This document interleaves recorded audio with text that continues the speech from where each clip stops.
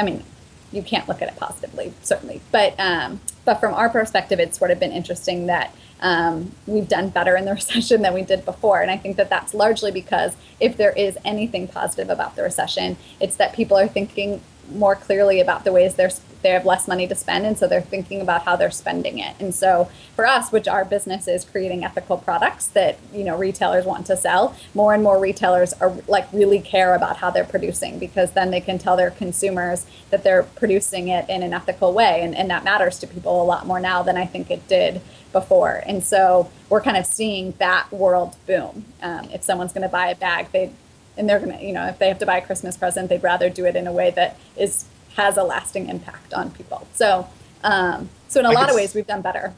I can see that, I definitely see that trend, but at the same time, I imagine you have retailers saying like, listen, now is not the time. We need to cut costs. We need to locate in China, and they might not have, whatever.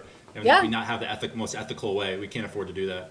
Yeah, you see both for sure. And, for artisans around the world, for factories around the world, it's been a really, really hard time. But, sort of not even beyond that, there's, rising costs of things like cotton has been fluctuating a lot. So, with several droughts, the cotton prices soared.